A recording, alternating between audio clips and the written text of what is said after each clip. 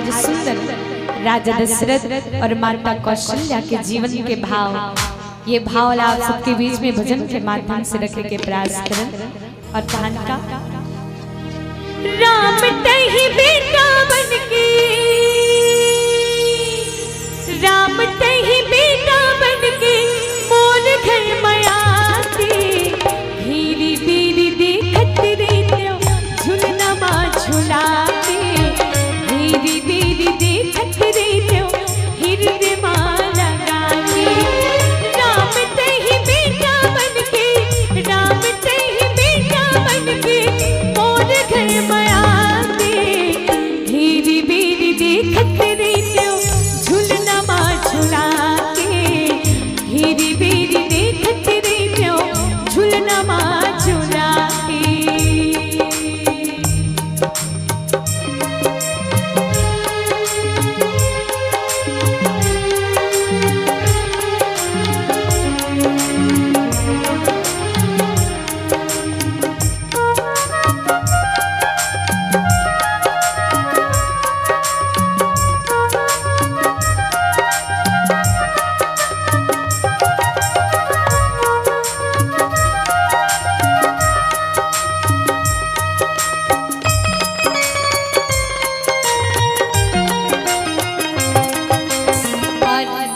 कौशल्या राजा दशरथ दोनों मन में विचार करे कि जब मोर जीवन में राम आए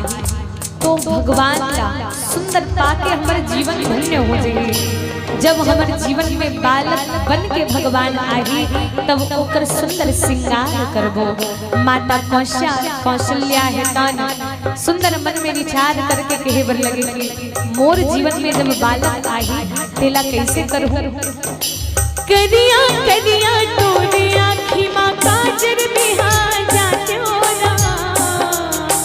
करिया करिया तोरे आँखी माँ काजर बिहा जाते हो ना, सुखर बसन पीतांबर झबला लाला तोला पहिराते हो ना, चंदन की पलना बना के रेशम डोरी लगाते हो ना,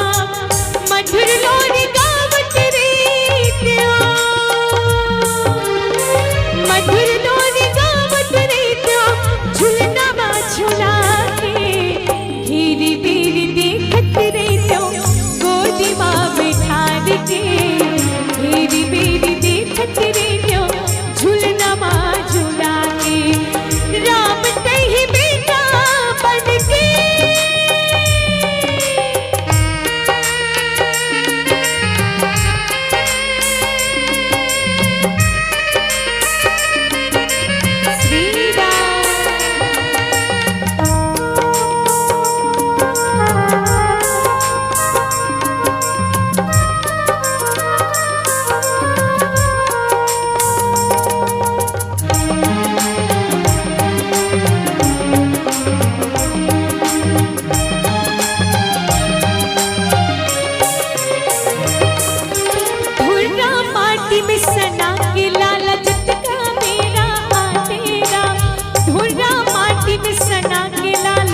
जितका मेरा तेरा खाए पिए पर बैठे रहते मोरों पर चढ़ जातेरा,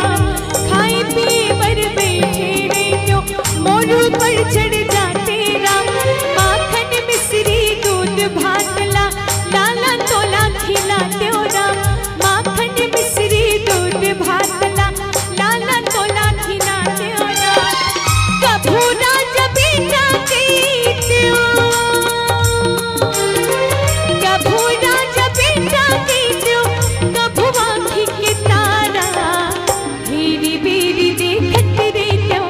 हिरदे माँ लगा